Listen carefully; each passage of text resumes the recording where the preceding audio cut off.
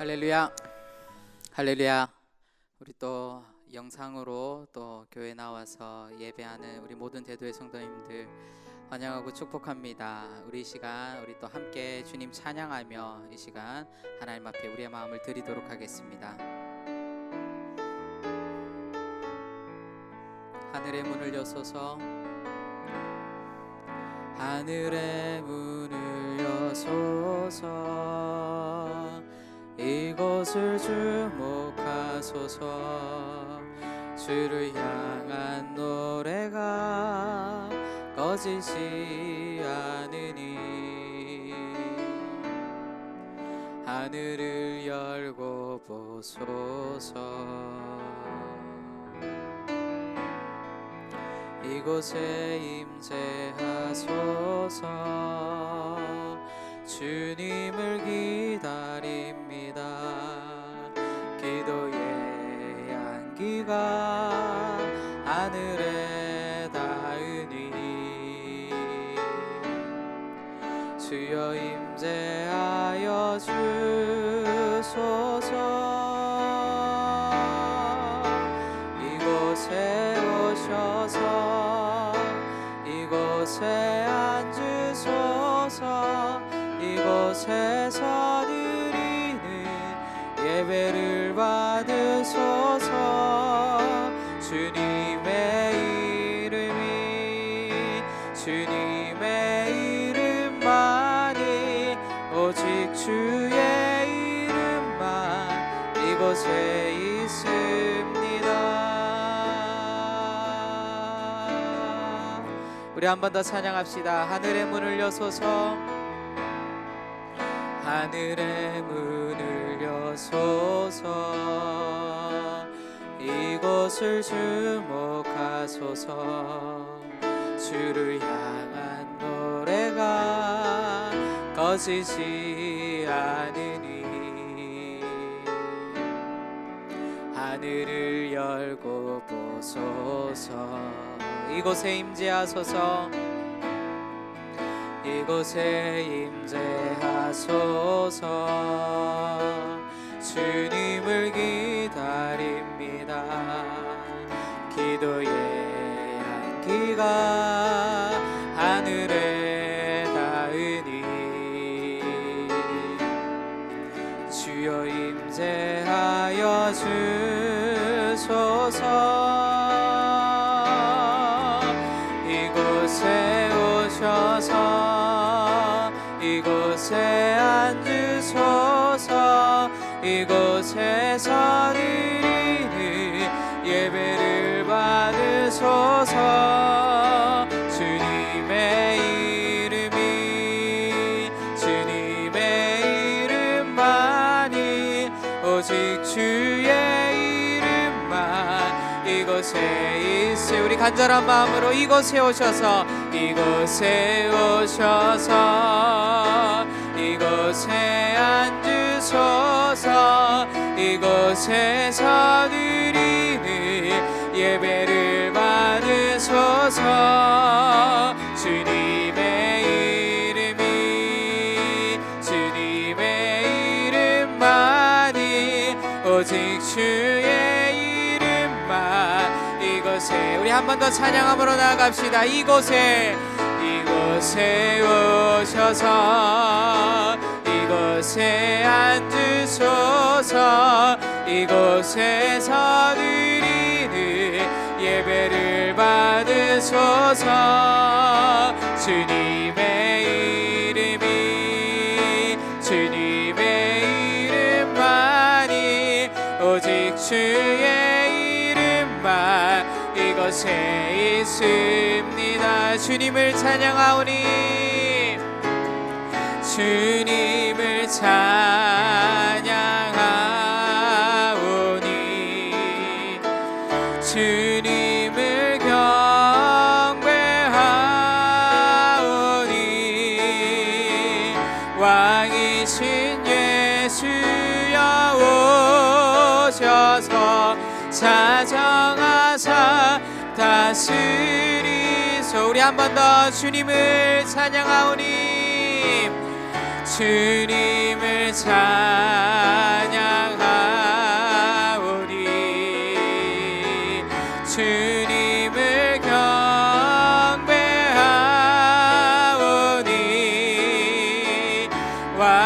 이신 예수여 오셔서 자정하사 다스리소서.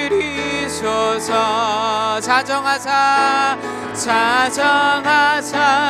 다스리소서. 자정하사 다스리소서. 자정하사 다스리소서.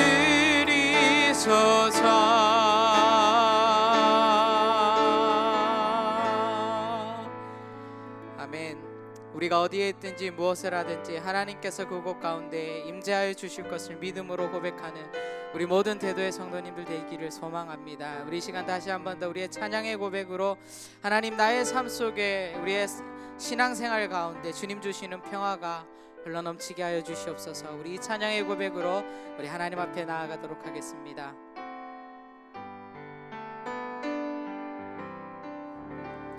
내 영혼의 그 깊은 데서 맑은 가락이 울려나네.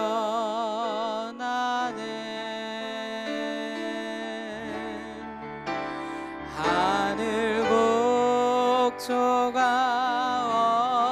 언제나 흘러나와 내 영혼을 고이 사네.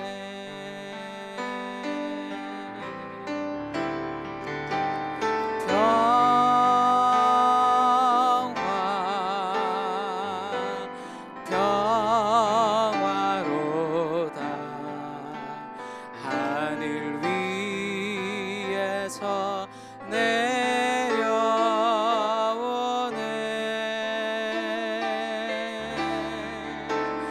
그 사랑의 물결이 영원토록 내 영혼을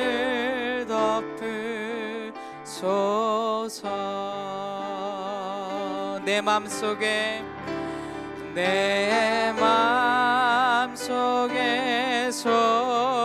솟아나 이 평화는 깊이 묻힌 보배로다.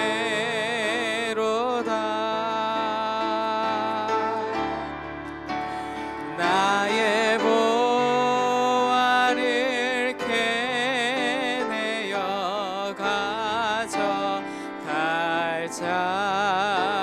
그 누구랴 안심일세. 우리 3절로서 고백합니다. 내 영혼의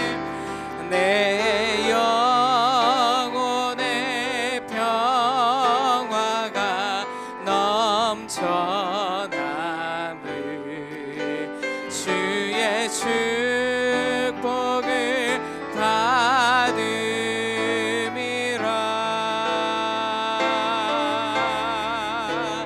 내가 주야로 주님과 함께 있어 내 영혼이 편히 쉬네. 평화로다 평화로다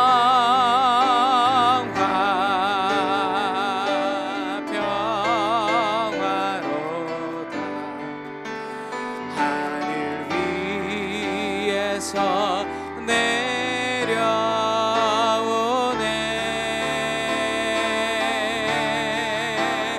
그 사랑의 물결이 영원토록 내 영혼을 덮으소서. 평화로다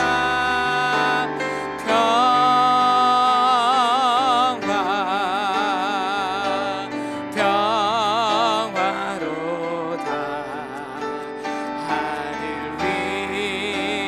위에서 내려오네.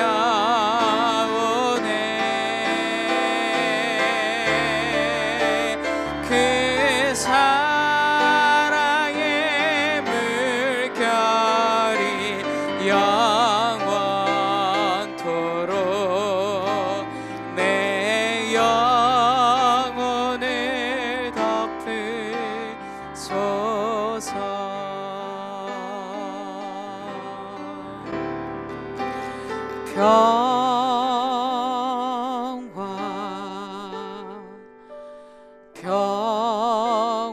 평화로다 하늘 위에서 내려오네.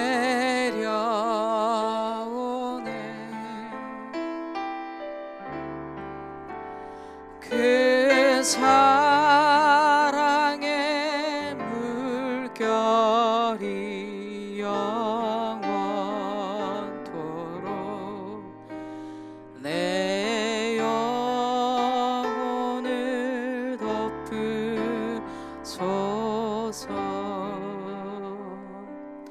우리 시간 다 같이 합심하여 기도할 때에 하나님 주신 평화가 이곳 가운데 또 이 예배를 함께 드리는 우리 모든 대도의 성도들 가운데 넘쳐나게 하여 주시옵소서. 주님 주시는 말씀을 통하여서 우리의 삶이 회복되고, 주님 주시는 말씀을 통하여서 우리의 심령 가운데 성령의 충만함이 임재케 하여 주시옵소서라고 우리 시간 다 같이 주여 한번 외치며 다 함께 기도함으로 나아가도록 하겠습니다. 기도하시겠습니다. 주여.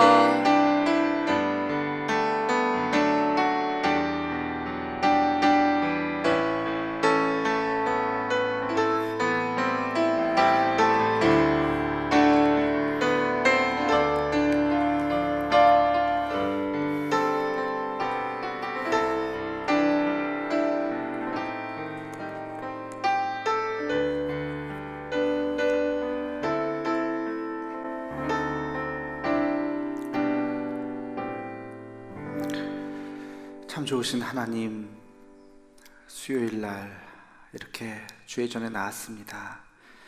연약한 우리를 붙들어 주시고, 하나님 주의 전에 나와 기도하며 또 말씀 가운데 하나님의 은혜를 사모하는 자들에게 은혜를 더하여 주옵소서. 이 시간 영상을 통해서, 인터넷을 통해서 예배를 함께 드리는 주님의 자녀들에게도 동일한 은혜를 더하여 주시고, 우리가 어느 곳에 있든지 우리의 마음은 오직 하나님을 향하오매 하늘의 신령한 은총을 우리에게 더하여 주시옵소서. 오늘 말씀 가운데서도 우리가 들어야 할 주의 음성을 듣게 하시고 새롭게 또 결단하고 다짐하는 이 시간이 되게 하여 주옵소서. 하나님, 코로나 바이러스가 점점 세상에 널리 번지고 있습니다. 하나님, 어서 속히 약이 개발될 수 있게 도와주시고, 치료제가 개발될 수 있게 도와주시고, 백신이 또 개발될 수 있게 하여 주셔서 이 코로나 사태가 속히 종식될 수 있도록 인도하여 주옵소서. 이 일로 인해서 경제적으로 많은 사람들이 고통을 받고 있습니다.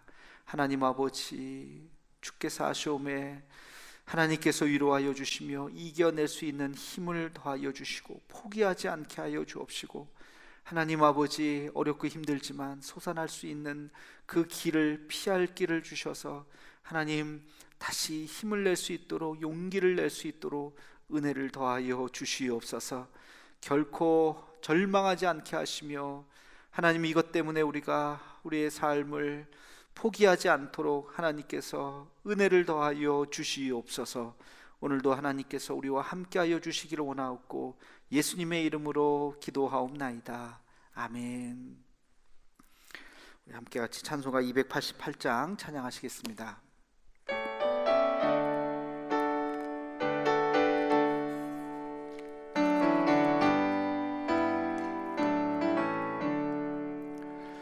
예수를 나의 구주 삼고 성령과 피로써 거듭나니 이 세상에서 내 영혼이 하늘의 영광 누리도다.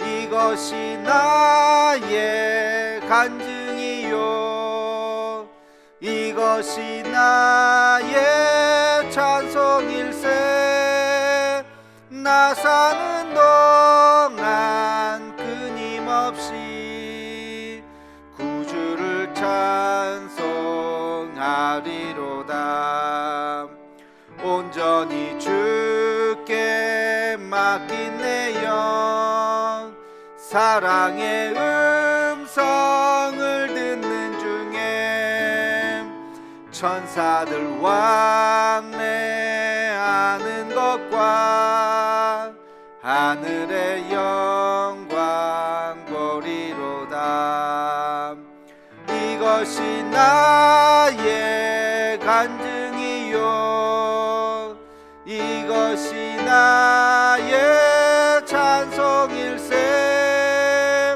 나 사는 동안 끊임없이 구주를 찬송하리로다 주 안에 기쁨 누림으로 마음의 풍랑이 잔잔하니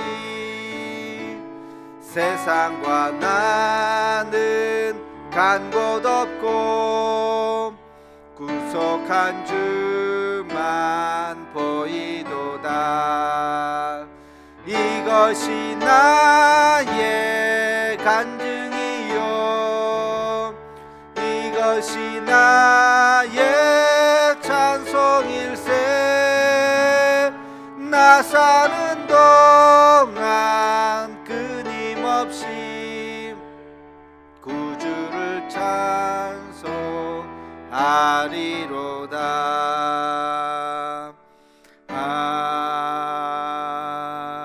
아멘. 다 함께 우리 코로나를 이겨내기 위한 공동 기도문을 함께 낭독하겠습니다. 여호와 라파 치료의 하나님, 이 시간 전 세계로 퍼진 코로나 바이러스를 잠재워 주옵시고 어려움을 당한 환자들과 그들을 치료하는 의료진들에게 은혜를 더하여 주옵소서. 이 일로 인해서 더욱 주를 의지하는 우리가 되게 하옵시고 우리의 신앙을 돌아보아 주 앞에 더 겸손해지고 더 낮아지는 마음을 주옵시며 인간의 욕망과 교만함을 회개하고 주를 바라보는 우리가 되게 하옵소서. 이 나라를 긍휼히 여기사 더 이상 바이러스가 확산되지 않고 속히 치료제가 개발되게 하옵소서. 이 일을 지휘하는 각 나라의 지도자들에게 요셉과 같은 지혜를 허락하사 더 이상 전 세계로 확대되지 않고 진정되는 은혜가 있게 하옵소서. 이 일로 인해서 근심과 염려와 아픔을 당한 가정을 기억하옵시고 하늘의 위로로 함께 하옵소서. 예수님의 이름으로 기도하옵나이다. 아멘. 교회 소식을 전해드리도록 하겠습니다. 지금도 이렇게 계속 우리가 영상으로 예배를 드리고 소수의 무리가 모이고 있는데요. 지금 뭐 다들 교회마다 소위 말해서 출구 전략이죠. 어떻게 예배를 정상화시킬 것인가.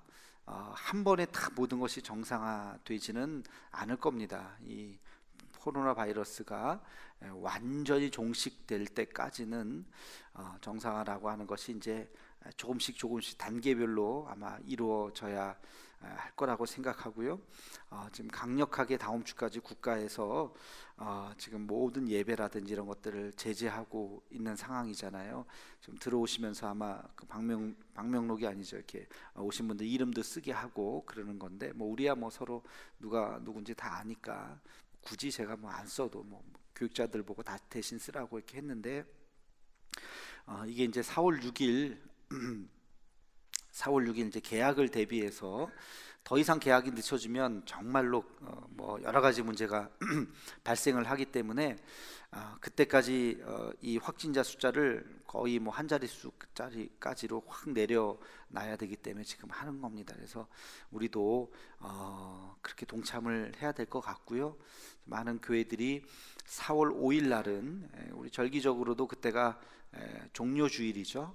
고난주간 바로 전주 부활절 한 주 전인데 종료주일 때는 예배를 개방해야 되지 않겠는가 하고 이제 생각을 하는데 조심스럽게 저도 한번 생각을 합니다. 근데 문제는 이제 산부 예배 때 사람들이 그동안 참고 참았던 분들이 막 쏟아져 들어올까봐 그러면 이제 우리 7대 그 규약 사항이 있잖아요. 정부에서 내린 지침, 뭐 열 체크라든지. 근데 중요한 게 이제 1, 2m, 1, 2m라고 그러더라고요. 1, 2m 이상 하려면 우리 본당에는 100명 위층까지 해갖고 뭐 한 100, 한 20명 여기까지 다 앉는다 그래도 그 이상은 들어오기가 어렵습니다. 그래서 현실적으로 산부 예배 때 인원 제한을 어떻게 해야 되는지, 또 몰려오신 분들 또 뭐 누구는 들어가고 누구는 안 되고 또 이것도 어렵고 그래서 그냥 아예 계속 영상 예배로 해야 될지 하여튼 뭐 고민이 많습니다. 예배 숫자를 더 늘리는 것도 방법이겠고요. 어느 교회는 토요일 날도 예배를 하려고 한다 그러더라고요. 그것도 하나의 또 방법이겠고 해서 제가 이 생각 저 생각 지금 하고 있습니다. 우리도 그래도 주일 출석 400~500명이 오셨을 때 이렇게 좀 분산할 수 있도록 그런 것들을 어떻게 해야 되는지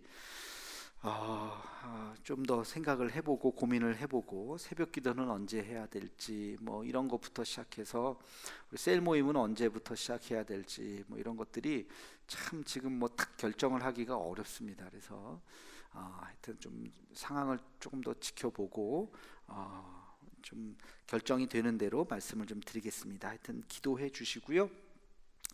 저 평일날 항상 예배실은 이렇게 열려져 있습니다. 그래도 지난주보다는 조금 더 오시지 않은가 제 느낌에 오셔서 앉아서 기도도 하시고 날도 좀 조금 따뜻해져서 이제 본당이 뭐 불 안 때도 그렇게 춥지는 않습니다. 오셔서 새벽 예배는 문을 닫지만 그러나 이제 낮 시간이나 아침 시간에 오전에 오셔서 앉아서 어디든지 기도하시다가 가시면 되겠고 이 방송을 보시는 우리 중보기도 팀들도 오시기 바랍니다. 아침 저녁으로는 문을 닫는 이유가 낯선 사람들 들어올까봐 혹시라도 뭐 신천지나 또 그런 사람들이 또 왔다 갔다 하면 그것도 또 신경 쓰이기 때문에 낮에는 교회가 직원들도 있고 그렇기 때문에 또 CCTV도 항상 다 있고 그래서 낮에는 얼마든지 누구든지 오실 수가 있다는 거 말씀드리고요. 임과 함께 계속 지금 하고 있습니다. 어저께 보셨나요? 어저께 좀 길게 했죠. 끊어서 보셔도 되고 하여튼 잘 보시고 여러 가지 이벤트에 많이 참여해 주시고 의외로 사행시 많이 참여해 주셔서 너무 감사합니다. 사행시에도 참여해 주시고 암송 챌린지도 여러분들 계속 돌아가고 있습니다. 오늘 장근식 장로님까지 이제 하시고 장근식 장로님이 또 다른 장로님을 또 하셨는데 나중에 말씀드리고 아무튼 그렇게 지금 계속 진행이 되고 있습니다. 많이 봐주시고 코로나 헌금 1만 원 헌금 해주시고요. 그거의 일부를 가지고 우리 어르신들 푸드박스 제가 화요일 날 인가 앉기 때 말씀드렸는데 그 상자 이만 라면 상자에다가 뭐 이렇게 음식 같은 걸 좀 많이 이렇게 넣습니다. 그래서 그걸 오늘 전달했고요. 내일도 또 전달을 할 거고요. 1차적으로 한 50여 가정 전달을 할 거고요.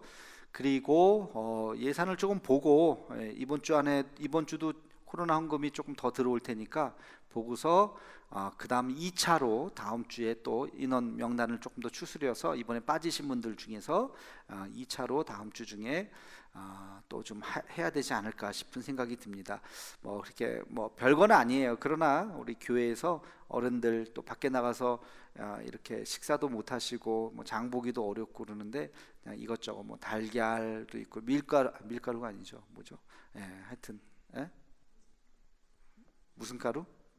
부침가루. 부침가루도 넣고 우리 최덕기 권사님이 오늘 뭐 다 사진을 다 15가지 들어갔다고요? 이야, 15가지가 들어갔다고 다 세가지고 사진까지 다 찍으셨다고 하는데, 라면도 넣고요. 하여튼 뭐 그거를 금요일 날 인과 함께 때 공개를 하겠습니다. 그 안에 뭐가 들었는지 그때도 또 전달하면서 우리가 사진도 찍고 그랬습니다. 그것도 다 보여드리고 그렇게 하겠습니다. 한 가지 기도 제목인데요. 이구찬 선교사님하고 제가 어제 그저께 길게 카톡하면서 연락을 했는데, 지금 뭐 태국이 지금 뭐 장난이 아니랍니다. 해외 뉴스에도 나왔는지 모르겠는데요. 뭐 거기가 저녁 7시부터 아침 7시까지 12시간 동안 전 국민 통행 금지예요. 전 국민 통행 금지고 모든 모임을 다 폐하고, 거기 방역이 우리보다 굉장히 약하기 때문에 지금 걷잡을 수가 없는 거예요. 그러니까 병원에 수용할 수 있는 인원이 자기들이 한계가 있기 때문에 이게 퍼져갖고 병원에 몰려오면 모든 이제 방역이 제로가 되면 이제 뭐 그걸 두려워하는 겁니다. 우리는 지금 정말 우리나라는 잘 감당하고 있어요. 지금 지금 잘 감당하고 아마 정점을 찍고 지금 많이 회복되고 있지 않는가 싶은데, 그리고 문제는 한국에 나올 수도 없대요. 타이 항공은 완전히 이제 문을 닫았어요. 타이항공은 이제 문 닫았고 5월 말까지 문 결항이고요.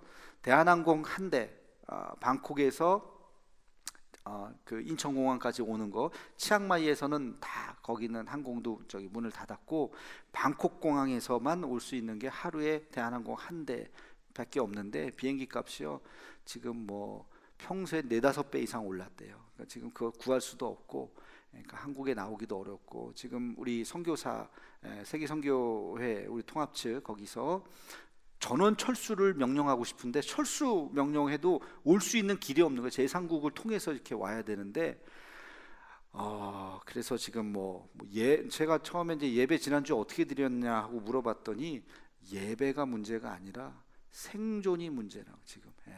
예배가 문제가 아니라, 그래서 프린트물 해가지고 이렇게 좀 지난주에 나눠주고 뭐 그랬대는데, 예배가 문제가 다들 지금 뭐 집 밖을 나가지 못하는 아주 어려운 상황이라고 이야기를 하더라고요. 기도해 주시고, 참 임과 함께 우리가 2월 말에 시작하면서 제가 이구찬 선교사님이랑 전화 통화했잖아요. 그죠? 기억나시죠? 그때만 하더라도 태국은 괜찮습니다.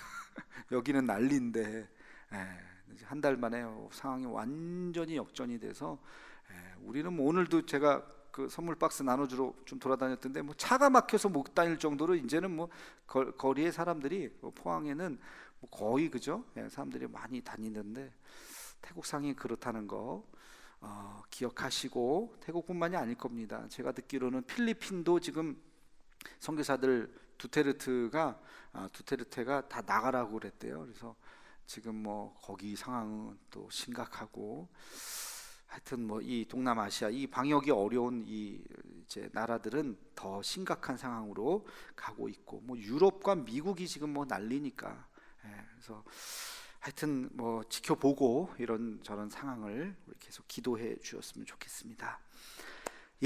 우리 오늘 말씀 함께 읽겠습니다. 여호수아 6장 15절에서 21절 말씀, 여호수아서 6장 15절에서 21절 말씀입니다. 여호수아서 6장 15절에서 21절 우리 함께 같이 한 절씩 교독하겠습니다. 일곱째 날 새벽에 그들이 일찍이 일어나서 전과 같은 방식으로 그 성을 7번 도니 그 성을 7번 돌기는 그날 뿐이었더라. 7번째에 제사장들이 나팔을 불 때에 여호수아가 백성에게 이르되 외치라, 여호와께서 너희에게 이 성을 주셨느니라. 이 성과 그 가운데에 있는 모든 것은 여호와께 온전히 바치되 기생 라합과 그 집에 동거하는 자는 모두 살려주라. 이는 우리가 보낸 사자들을 그가 숨겨 주었음이니라. 너희는 온전히 바치고 그 바친 것 중에서 어떤 것이든지 취하여 너희가 이스라엘 진영으로 바치는 것이 되게 하여 고통을 당하게 되지 아니하도록 오직 너희는 그 바친 물건에 손대지 말라. 은금과 동철 기구들은 다 여호와께 구별될 것이니 그것을 여호와의 곳간에 드릴지니라 하니라. 이에 백성은 외치고 제사장들은 나팔을 불매 백성이 나팔 소리를 들을 때에 크게 소리질러 외치니 성벽이 무너져 내린지라. 백성이 각기 앞으로 나아가 그 성에 들어가서 그 성을 점령하고. 함께 읽겠습니다. 그 성 안에 있는 모든 것을 온전히 바치되 남녀노소와 소와 양과 나귀를 칼날로 멸하니라. 아멘. 예, 오늘 여호수아에 대한 이야기를 잠깐 하려고 합니다. 지난 시간에도 여호수아에 대한 이야기를 했는데요. 오늘 이어서 여호수아의 인생의 세 가지 사건에 대해서 함께 같이 말씀을 드리려고 합니다. 여호수아서를 여러분 뭐 다 이미 잘 아시고 읽으셨겠지만 그의 인생에서 아주 중요한 뭐 여러 개의 사건이 있습니다. 그 중에 오늘 한 세 가지만 간단하게 좀 말씀을 드리려고 그래요. 첫 번째 사건은요, 여러분 여호수아 하면 딱 떠오르는 첫 번째 사건은 뭐예요? 여리고성이죠, 그렇죠? 여리고성. 여리고성.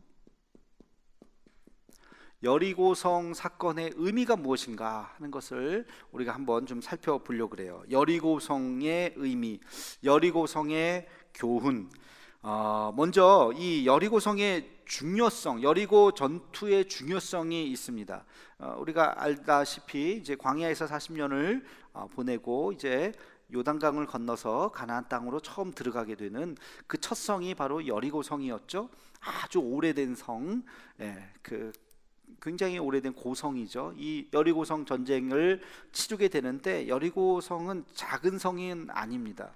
견고한 이 성벽으로 둘러싸여 있는 이 성, 그리고 이 첫 번째 전투에서 만약에 패하게 된다면 이스라엘 백성들이 굉장히 패배주의에 빠지게 될 것입니다. 그런 의미에서 굉장히 중요한 전쟁이었고, 또 한 가지는 이들이 전쟁에 대한 경험이 없잖아요. 기껏해야 여기서 아말렉 전쟁 수십 년 전에 한번 했었던 거 하나 말고는 뭐 이렇게 소소한 뭐 싸움은 있었지만 전쟁다운 전쟁, 그리고 성을 무너뜨리는 그런 전쟁은 해보질 않았어요. 그래서 이 전쟁이 상당히 어려운 전쟁이었습니다. 여호수아 자신도 처음 리더가 되어서 이스라엘의 지도자가 돼서 첫 번째 나가는 싸움이었고, 굉장히 이제 아주 의미 있는 그런 전쟁이었습니다. 전쟁 준비가 덜 됐고, 뭐 전략이 있었겠습니까? 뭐 경험이 있었겠습니까? 뭐가 있었겠습니까? 전쟁에 대해서 아는 것이 하나도 없는 상황 속에서 해야만 하는, 할 수밖에 없는 그런 전쟁이 바로 여리고성의 전쟁이었습니다.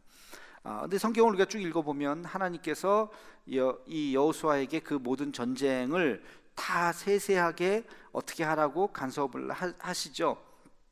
이게 여리고성이라고 이제 보면 어떻게 하랬어요? 성을 하루에 한 바퀴씩 돌아라, 그죠? 하루에 한 바퀴씩 돌고. 며칠 동안 도는 거예요? 6일 동안 한 바퀴 돌고, 마지막 7일째는 몇 바퀴 돌아요?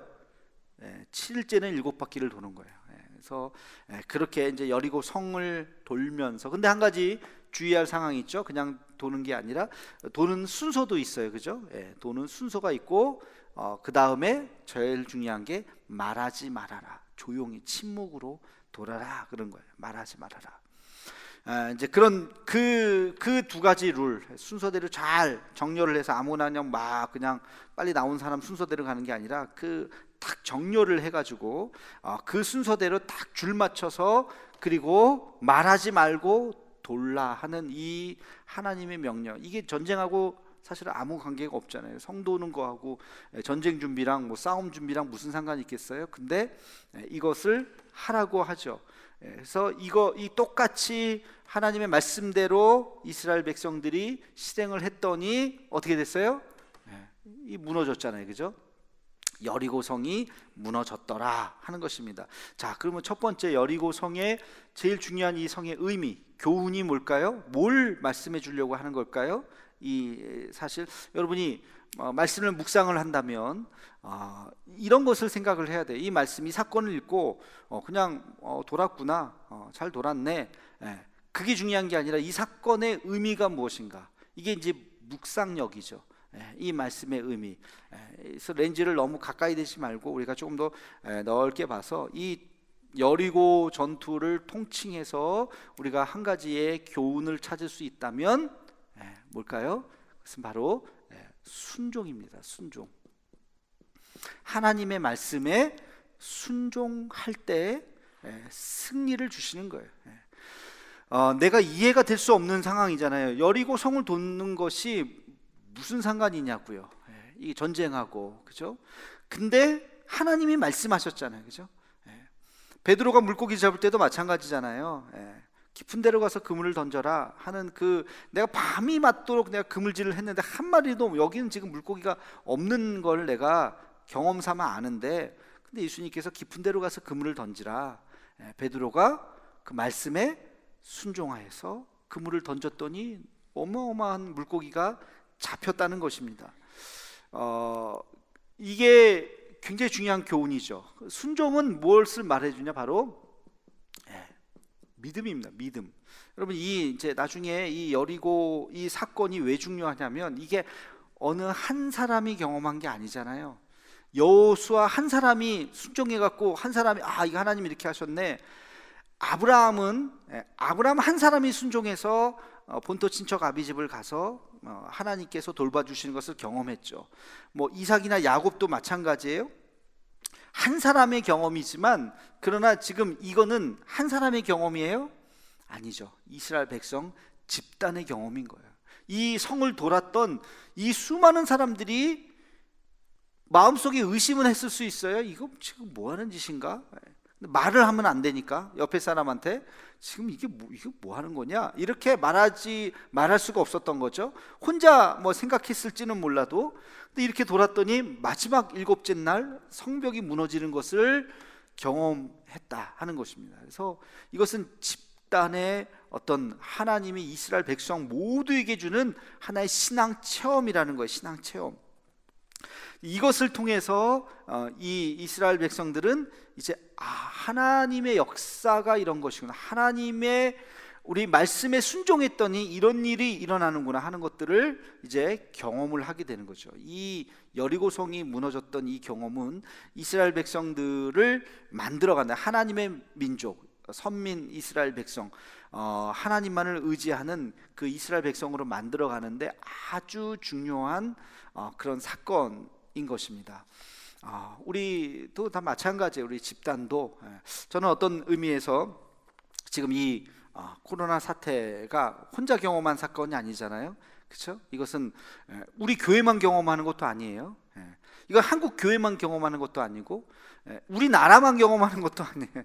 이 인류가 경험하는 겁니다. 지금, 그죠? 전 세계가 지금 경험하는 거예요. 우리도 굉장히 뜨거운 맛을 대구에서 그 신천지 때문에 갑자기 여러분 그때 저는 하루에 확진자가 300명, 400명 막 나올 때 있었잖아요. 더 나왔었죠. 1000명 이렇게 하루에 최고가 900명이었나? 하여튼 그렇게 나왔을 때 두렵지 않으셨어요? 나 그때 정말 무서웠어요. 그때는 31번 그래 그때까지만 해도 그냥 스포츠 중계 방송 보듯이 25번이구나, 27번이구나, 조금 더 퍼지겠네, 그랬는데 이게 하루에 몇백 명이 이제 확 올라오는 경험을 하면 굉장히 두렵죠. 두렵고, 근데 지금 우리의 두려움의 체감의 10배, 20배를 유럽이 지금 겪고 있는 거예요. 유럽은 지금 엄청난, 지금 거기 뉴스 늘 보셔서 아시겠어요. 죽는 사람이 하루에 1000명씩 죽잖아요. 확진자가 아니라 죽는 사람이 하루에 1000명 이상씩 나오는 거예요. 이게 지금 인류가 경험하는, 그래서 많은 사람들이 이야기가 이 코로나 전국이 이 지구촌의 삶의 방식을 완전히 바꿔놓을 것이다. 어떻게 바꿔놓을 건지는 조금 더 지켜봐야 돼요. 그러나 코로나 이전과 이후는 다르게 될 것이다. 저는 그 말에 상당히 동의합니다. 동의하고, 그리고 그 삶의 방식이 바꾸어지는 데에 교회도 그 안에 있다는 거죠. 이번 돌아오는 주일날 제가 이런 거 비슷한 이야기를 좀 하게 될 텐데, 이게 이제 코로나의 교훈 이제 세 번째예요. 교회와 국가에 대해서 이야기했고, 교회와 이단에 대해서 얘기했고, 이번 주에 코로나의 교훈에 대해서 말씀을 드릴 텐데, 아무튼 이 변화가 우리가 겪고 있는 이 집단적인 이 경험이 우리 인류의 굉장히 중요한 하나의 가치 체계를 바꿔 놓을 수 있다는 것입니다.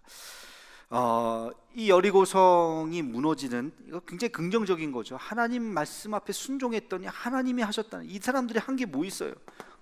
성벽 동고밖에 없잖아요, 그죠? 그런데 성벽이 무너져, 돌았다고 성벽이 무너져. 이거는 하나님이 하신 거야. 하나님이 하셨다. 그래서 이스라엘 백성들은 이 이후에 여호수아의 말에 순종하게 됐다는 거죠. 여호수아가 하나님 앞에 말씀하셨던 그 말씀에 온전히 순종하고 나중에 승승장구해서 결국엔 여호수아가 죽기 전에 이 가나안 땅을 전부 다 점령하고 이제 이스라엘 백성도 12지파로 나눠서 살 수 있을 만큼 한 세대의 이 모든 전쟁에 전체 다 승리를 하는 그런 일이 있었다. 그 첫 번째 사건이 바로 여리고성이었다. 이 여리고성이 무너뜨리는 이 사건의 교훈은 바로 순종이다. 순종. 우리가 이것을 배워야 합니다. 여러분, 순종이라고 하는 것은 나의 지식과 경험보다 하나님의 뜻을 신뢰하는 거죠. 그렇죠? 내 지식이 있잖아요. 내가 지금까지 공부한 거, 또 내 경험이 있잖아요. 경험. 이거 무시 못하죠. 경험. 감. 경험이 뛰어난 사람이 감이 있는 거예요. 그죠? 촉 이런 거 있잖아요. 경험, 감. 그래서 사업에도 요거는 돼, 요거는 안 돼. 이걸 뭐 논리적으로 표현은 못하지만 딱 감이 있는 사람은 안단 말이에요. 그죠? 이 경험에서 나오는 거거든요. 그러나 이것은 인간이 갖고 있는 하나의 특별한 능력일 수 있어요. 그러나 이게 아니라 이 위에 하나님의 말씀이 있다는 것을 인정하라는 거죠. 하나님의 말씀, 하나님이 원하시는가, 하나님의 뜻인가, 하나님께서 허락하신 것인가 라고 하는 것을 우리가 깨닫는 사람, 이게 신앙인이라는 거예요. 내 지식과 경험은 이건 참고 상황이고, 하나님의 말씀이 참고 상황이 아니라 내 지식과 경험이 참고 상황이고, 정말 하나님께서 하시는 일을 바라볼 수 있는 거, 이게 바로 믿음이요, 그것을 바라보는 게 순종이라고 하는 것입니다. 그래서 우리가 이 여리고성 사건에서 바로 우리의 삶에 대단히 지식과 경험과 인간의 이성과 합리라고 하는 것이 되게 중요해요. 이성과 합리라고 하는 것이 중요하지만, 그러나 때로는 하나님께서 강권적으로 하나님께서 하시는 말씀이 있습니다. 그래서 그 말씀을 내가 경험하고 또 우리 집단이 경험하고 우리 신앙 공동체가 함께 같이 경험하게 되는 그 부분에 대해서 열려 있어야 되는 거죠. 그게 신앙이죠. 그래서 이 신앙은 항상 우리가 이제 이것을 하나님의 뭐라고 표현하기가 좀 어려운데, 신비라고 표현을 한다면 하나님의 신령한 역사라고 하는 거, 암에 걸려서 의사가 지식과 경험과 이성과 합리에 의해서는 이거는 고칠 수 없습니다 라고 말할 수 있어요. 그렇죠. 인간의 경험이나 의학에 의해서는 더 이상 할 수 있는 것이 없습니다. 그래서 죽을 수도 있지만, 그러나 하나님의 신비로운 하나의 은혜로 고침받을 수도 있는 거예요. 이것을 믿는 게 뭐라고요? 이것을 믿는 게 신앙이라고. 신앙. 그래서 우리는 여기에서 한계가 다다랐다고 절망하지 않는 거죠. 우리가 절망하지 않고 하나님의 말씀을 의지하는 것이 신앙이다. 이 여리고성 사건에서 우리가 그것을 배워야 됩니다. 두 번째 사건은, 이 여리고성 사건만 계속 일어나면 얼마나 좋았겠어요. 두 번째, 그 다음에 나타나는 사건이 있어요. 우리 여호수아서 7장 한 장 넘겨서요, 3절에서 5절 말씀을 우리 한번 같이 읽어보겠습니다. 여호수아서 7장 3절에서 5절 말씀입니다. 시작. 여호수아에게로 돌아와 그에게 이르되, 백성을 다 올라가게 하지 말고 2-3천 명만 올라가서 아이를 치게 하소서. 그들은 소수이니 모든 백성을 그리로 보내어 수고롭게 하지 마소서 하므로 백성 중 3천 명쯤 그리로 올라갔다가 아이 사람 앞에서 도망하니 아이 사람이 그들을 36명쯤 쳐 죽이고 성문 앞에서부터 스바림까지 쫓아가 내려가는 비탈에서 쳤으므로 백성의 마음이 녹아 물같이 된지라. 예, 이것을 아이성 패배죠. 아이성 참패.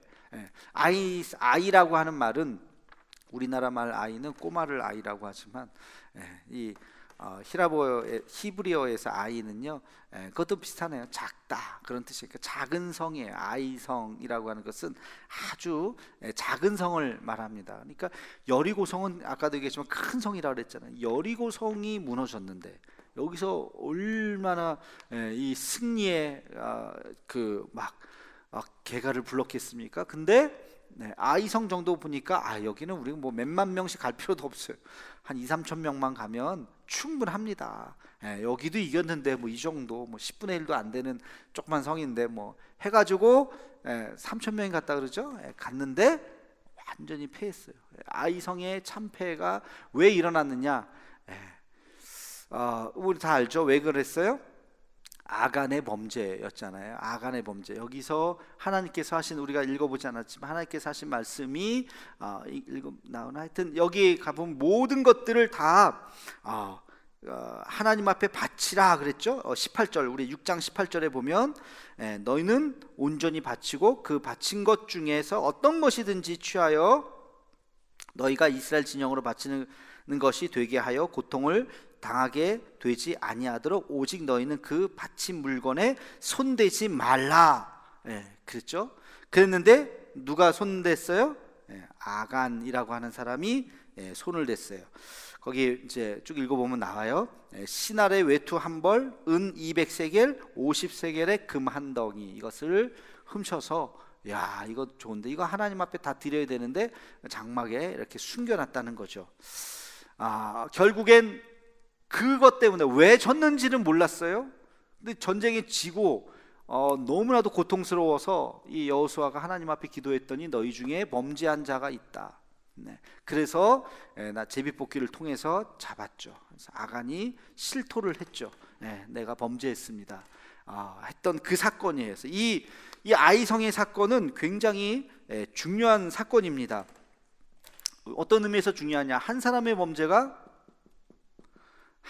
범죄가 전체 공동체에 영향을 줬다는 거예요. 그냥 한 사람이 자기가 살짝 아무도 모르게 살짝 감춰둔 거잖아요. 나중에 와서 내가 이것을 한몫 잡아야지 하는, 다른 사람하고 무슨 상관이에요? 아무 상관이 없잖아요. 근데 이 한 사람의 범죄가 이 공동체 전체 이스라엘을 위험에 빠뜨리게 되었다는 것입니다. 이것은 개인과 공동체와의 관계를 아주 말해주는 아주 중요한 사건입니다. 인간은요, 개인으로 살 수 없어요. 여기서 혼자 살 수 있는 사람이 있어요? 혼자 살 수가 없습니다. 그래서 인간은 항상 함께 살아야 돼요. 가족이라고 하는 공동체가 필요한 것이고, 우리 친지들이나 가까운 우리 아주 지인들, 이런 공동체가 항상 필요한 거예요. 그래서 이 개인 그리고 이 공동체가 있고, 이 공동체가 여러 개 있는 것을 우리는 사회라고 부르죠. 이 사회. 그래서 이 개인과 공동체, 사회로 우리는 눈에 보이지 않게 연결이 되어 있습니다. 여러분, 이 집이 아니지, 교회 밖을 나가면 가정에 가고, 가정에 있다가 내일 아침 되면 회사에 가거나 일터로 가시고, 그렇죠? 또 취미 하신다면 취미 동아리 같은 게 있을 수도 있고, 우리는 늘 언제나 끊임없이 이런 공동체와 이 사회 속에서 살아가는 거예요. 뉴스를 왜 봅니까? 우리랑 관계 없지만, 근데 듣다 보면 관계 없는 게 아니잖아요. 지금 선거철이 됐습니다. 야당이 어쩌고 여당이 어쩌고 뭐 여기가 어떻게 됩니다. 뭐 그러면서 지금 그런 이야기들, 이 사회에서 일어나는 일에 대해서 우리가 관심을 가지고 귀를 기울이고 우리랑 관계가 없지 않단 말이죠. 이 개인과 공동체와 사회에 대해서 우리는 끊임없이 관련을 가지고 살아가고 있는데요. 근데 이 사회는 어떻게 유지가 되느냐는 거예요. 이 사회는 어떻게 유지가 되느냐? 사회를 우리가 잘 유지가 되는 것을 질서가 있다고 생각하고 말을 하고, 사회가 깨지는 것을 무질서라고 얘기하죠. 그렇죠? 예. 사회의 질서와 무질서를 가르는 것이 뭡니까? 어떨 때 질서 있는 사회가 되고 어떨 때 질서가 없는 사회가 되죠. 사회를 유지하는 것은 바로 법이죠. 법. 법을 다 잘 지키면, 여러분 교통을 생각해 보세요. 신호등이 없다고 생각해 보세요. 사거리에 신호가 없어요. 그럼 어떻게 해요? 그냥 눈치 보면서 가는 거예요. 그냥 내가 먼저 오든 늦게 오든 옆에 있는 차가 내가 그냥 막 가다가 막 한번 엉키기 시작하면 완전히가 안 풀리죠. 빵빵대고 난리가 나죠. 법이 없기 때문에, 법은 질서를 말하는 거예요. 빨간불은 서라, 파란불은 가라. 차가 없더라도 빨간불이면 내가 서야지. 쓰고 어느 차가 갑자기 쉥 지나갈 수 있어요. 저 사람이 차가 쓸 거라고 생각하고 나는 파란불이니까 속도를 달려서 가는 거죠. 만약에 차가 없다고 생각하고 그냥 쓱 가다가는 완전히 사고가 나는 거죠. 이 사회라고 하는 것은 이 법을 통해서 질서가 부여되게 되는 것입니다. 이 법이라고 하는 것은 개인의 자유를 제한하게 돼요. 여러분 하고 싶은 일을 마음대로 할 수 있는 게 아니에요. 법에서 금지하면 내가 하고 싶어도 해서는 안 되는 거죠. 그렇죠? 그것을 우리가 그 룰을 잘 지켰을 때 이 사회에 법이 살아나는 거예요. 내가 막 하고 싶다고 마음대로 할 수 있는 게 아니에요. 우리는 사회의 법이라고 하는 그 테두리 안에서만 자유를 누리게 되는 거죠. 이것을 지키지 않으면 질서가 무너지게 되는 것입니다. 여러분, 이 이스라엘 백성들이 지금 하나님의 나라를 만들어가는 과정이에요. 애굽에서 나와서 하나님 그 광야에서 제일 중요한 건 뭘 했다고 그랬어요? 하나님의 율법을 받았다고 그랬어요. 그죠? 하나님의 율법을 받으면서 너희는 이제부터 하나님의 백성이다. 내 말로 너희는 이제 만들어지는 하나님의 백성이다 하는 것을 말씀해 주셨다고 그랬어요.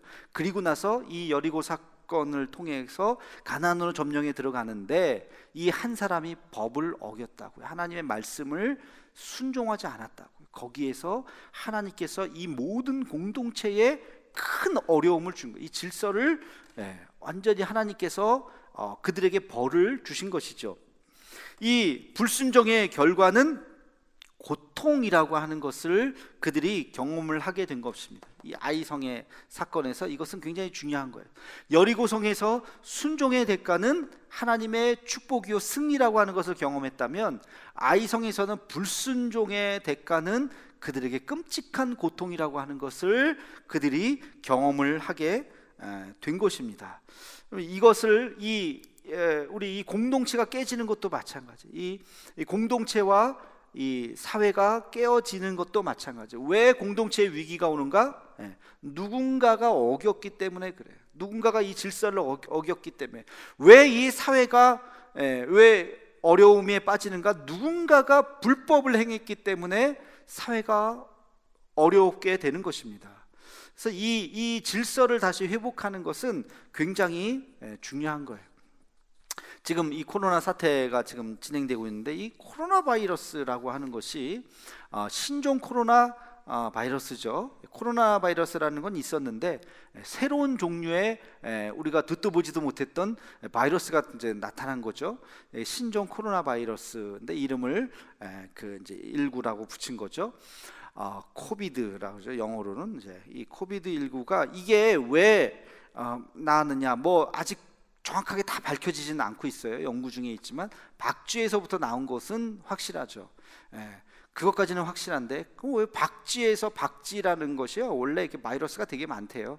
근데 이제 그런 것들 자기들끼리 살 때는 아무 문제 없는 건데, 바이러스 범벅이 되어 있던 이 박쥐가 인간에게 옮기는, 여러분 인간이 박쥐랑 같이 있을 때가 별로 없잖아요. 박쥐는 음침한 동굴 같은 데 있고 그런데 왜 박쥐랑 인간이 자꾸 이렇게 접촉을 하게 되느냐? 이것이 뭐냐면 바로 자연을 개간을 하는 거죠. 박쥐가 살고 있는 서식처를 인간이 계속해서 침투해 나가는 거예요. 그러니까 박쥐들이 계속 뒤로 밀리고 그러다가 사람하고 계속 접촉을 하게 되고, 그러다가 그들에게 있었던 바이러스가 인간에게 옮기게 되는 거죠. 그래서 이것도 하나의 인간에게 대한 굉장한 중요한 경고라고 볼 수가 있습니다. 그래서 사회에서 우리가 인간과 자연과의 관계죠. 자연은 어디까지 우리가 보존해야 되고 어디까지 훼손해야 될까. 인간이 자연을 훼손을 하다가 보면 감당할 수 없는 이런 어려움을 분명히 당하게 될 수 있다는 것입니다. 나중에 이 사태가 끝나면 아마 전모가 밝혀질 거라고 봐요. 이게 어떤 루트로 어떤 식으로 이제 했는지, 우리가 어디서 이런 문제를 잘 놓치고 있었는지 이런 것들을 아마 분명히 보고 있을 거라고 생각하는데요. 하여튼 이것도 결국에는 이것도 우리의 잘못, 이 우리의 잘못에서부터 온 것이다. 모든 위기는 다 마찬가지입니다. 그래서 하나님의 말씀의 법을 누군가가 하나가 어겼을 때 그 사람만이 아니라 공동체 전체에 큰 위기가 올 수 있다는 사실을 여기서 우리가 배워야 되는 것입니다. 마지막으로 세 번째는요, 여호수아의 탄식입니다. 여호수아의 어디서 여호수아가 탄식할까요? 마지막에 보면 나와요. 24장 한번 찾아볼까요? 여호수아 24장 14절부터 15절까지 말씀입니다. 여호수아 24장 14절 15절 잘 아는 유명한 말씀이에요. 함께 읽겠습니다. 그러므로 이제는 여호와를 경외하며 온전함과 진실함으로 그를 섬기라.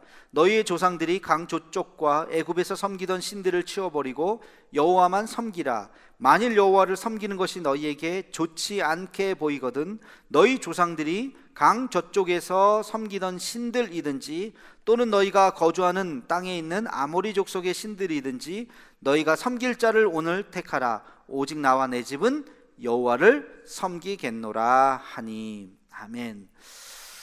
오직 나와 내 집은 여호와를 섬기겠노라. 아주 잘 아시는 말씀이죠.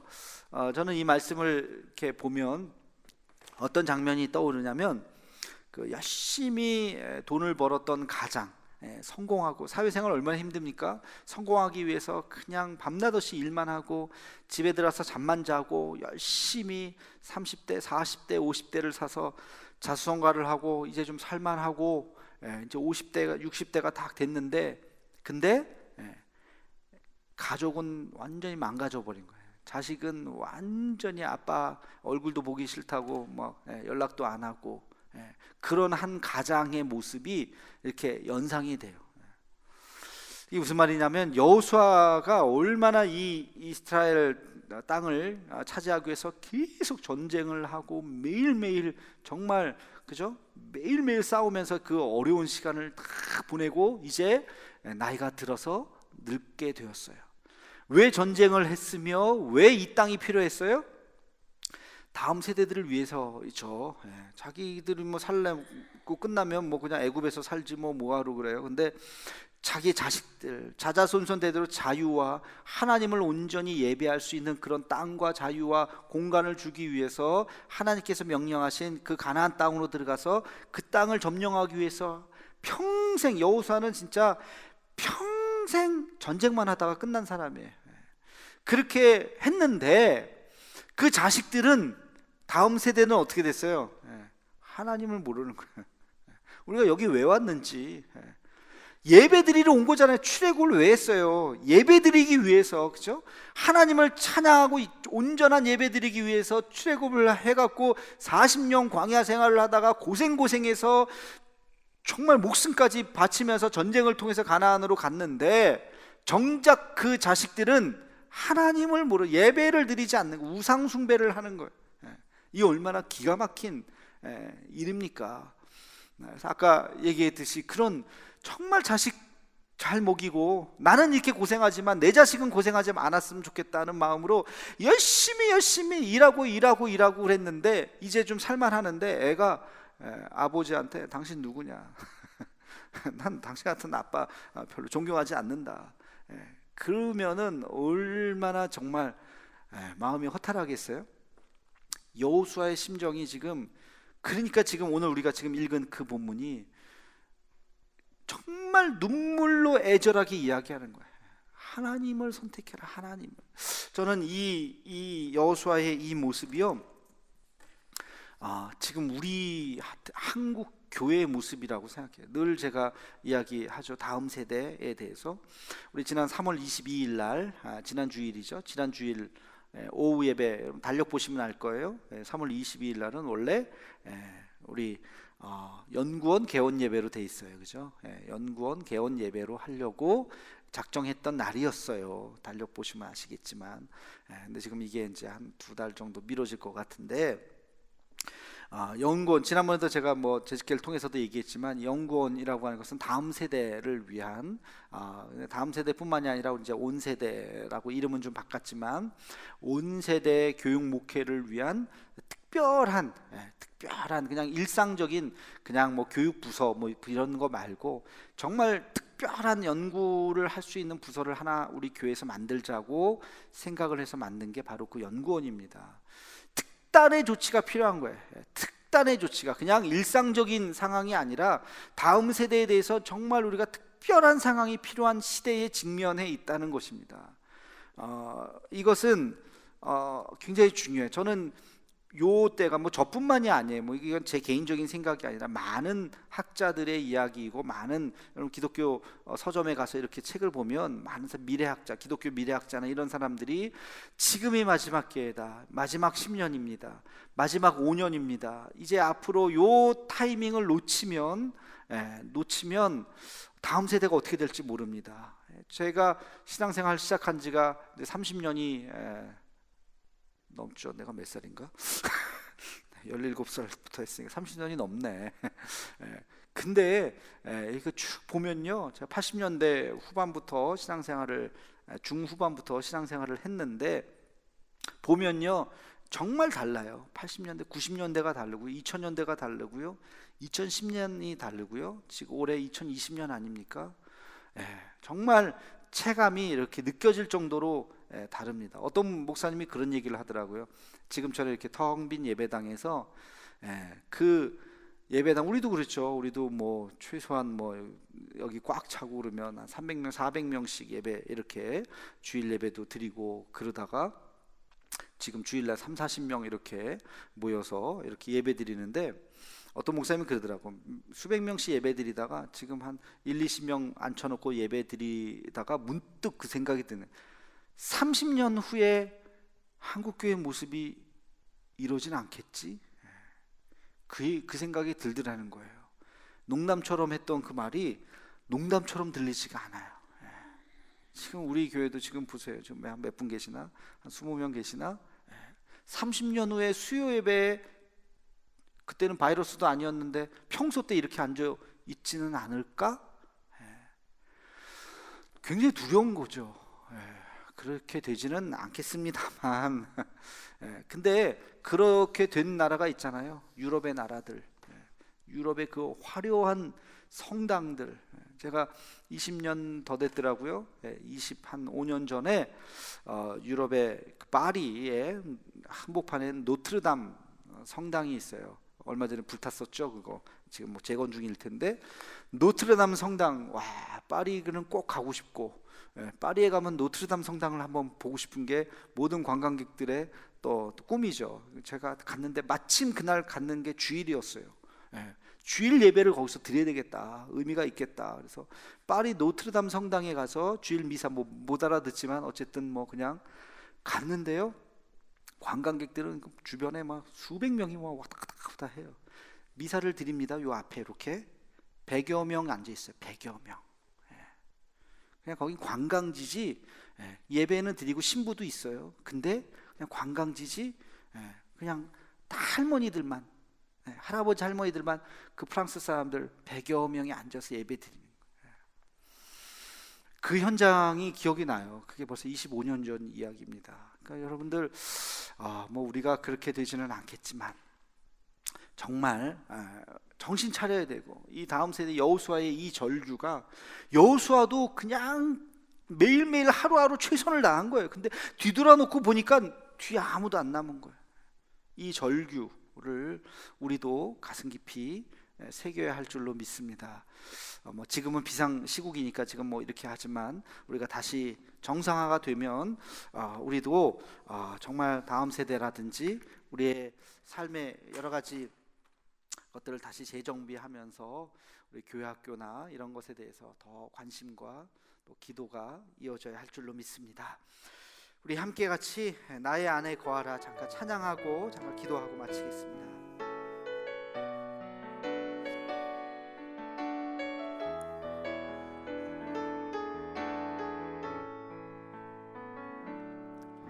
나의 안에 거하라 나는 내 하나님이니 모든 환난 가운데 너를 지키는 자라 두려워하지 말라 내가 널 도와주리니 놀라지 말라 내 손 잡아주리라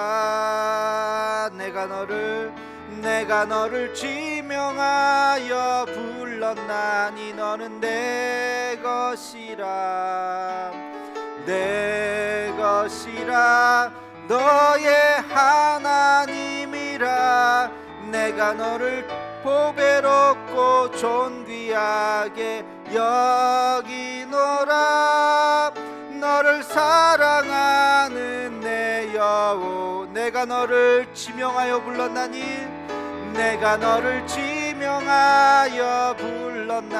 너는 내 것이라 너의 하나님이라 내가 너를 보배롭고 존귀하게 여기노라 내가 하는 내 여호와라. 우리 한 목소리로 함께 같이 기도하겠습니다. 하나님, 주의 말씀이면 순종할 수 있는 믿음을 허락해 주옵소서. 내 이성과 내 생각과 내 지식과 내 경험으로 거부하지 않게 도와주시고 하나님의 말씀이라면 순종할 수 있는 온전한 믿음을 우리에게 허락해 주시옵소서.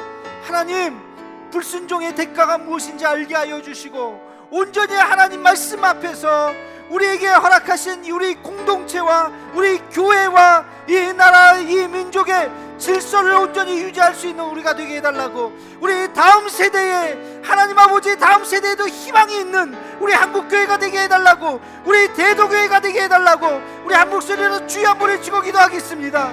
주여,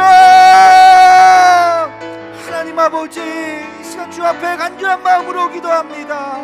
하나님, 주의 말씀 앞에 아멘으로 순종하며 나아갈 수 있는 우리의 삶이 되게 하여 주시옵소서. 하나님, 내 생각을 뒤로하게 하여 주옵시고, 아버지 하나님 내 경험을 뒤로하게 하여 주옵시고, 내 지식을 뒤로하게 하여 주옵시고, 오직 하나님의 말씀 앞에 나아갈 수 있는 우리의 삶이 되게 하여 주시옵소서. 하나님 아버지, 우리를 하나님께서 이끌어 가신다고 하는 그 믿음을 잃어버리지 않게 하여 주옵시고, 온전히 주님과 함께 같이 이 믿음의 여정 걸어갈 수 있는 우리의 삶이 되게 하여 주시옵소서. 아버지 하나님, 다음 세대를 위한 우리의 기도가 멈추지 않게 하여 주시옵소서. 여호수아가 하나님 아버지 통회하는 마음으로, 자복하는 마음으로 하나님 아버지 그들의 자녀들을 위해서 기도했던 것처럼 하나님, 우리도 우리의 다음 세대를 잃어버리지 않게 하여 주옵시고, 하나님 아버지 그들을 향해서 눈물 뿌려 기도할 수 있는, 그들을 향해서 우리가 몸부림칠 수 있는 우리의 삶이 되게 하여 주시옵소서. 거룩하신 주님, 여호수아의 인생의 세 가지 사건을 함께 같이 살펴보았습니다.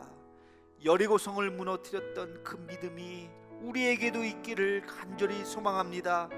내 생각과 내 경험을 뒤로하고 하나님의 말씀이라면 아멘으로 순종하며 나아갈 수 있는 우리의 삶이 되게 하여 주시옵소서. 하나님, 그러나 아이성의 패배를 통해서 이스라엘 백성들은 뼈저린 그 죄에 대한 대가가 무엇인지 알았습니다. 하나님, 우리도 작은 죄라 할지라도 그 죄를 무서워하게 도와주시고 하나님 아버지 앞에 온전한 믿음으로 순종하며 나아갈 수 있는 우리 모두가 되게 하여 주시옵소서. 하나님, 여호수아가 한평생 주를 위해서 살았지만 그들의 다음 세대들은 주님을 모른다 할 때에 통회하며 자복하며 하나님 앞에 기도했습니다. 하나님, 우리도 열심히 살려고 여기까지 달려왔는데 우리의 자녀들이 주님을 부끄러워하면 어찌입니까? 하나님 아버지, 우리의 자녀들이 하나님 없어도 살아갈 수 있다고 고백하는 것이 어찌입니까?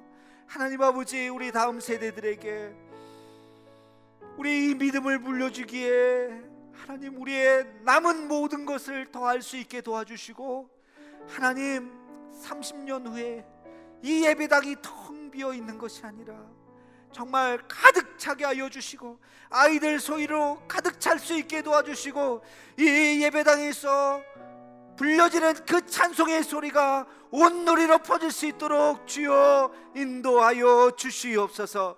하나님 아버지, 오늘 비록 적은 수가 모였지만 그러나 영상을 통해서 듣는 우리 대도의 모든 성도들에게 동일한 은혜를 더하여 주시고, 하나님 아버지, 우리가 모이진 못하지만 우리의 믿음은 하나님 앞에 더 견고하게 설 수 있도록 인도하여 주시옵소서. 예수님의 이름으로 기도하옵나이다. 아멘. 이제는 우리 주 예수 그리스도의 은혜와 하나님 아버지의 그 크신 사랑하심과 성령의 감동감화 충만하신 은총이 여호수아가 경험했던 그 믿음을 바라보며 온전히 순종하며 남은 한평생 주와 함께 동행하기를 간절히 소망하는 사랑하는 대도의 모든 가족들 머리 위에, 그리고 이 민족, 이 나라, 온 세계 모든 민족들 위에 이제로부터 영원토록 함께 하시기를 간절히 축원하옵나이다. 아멘.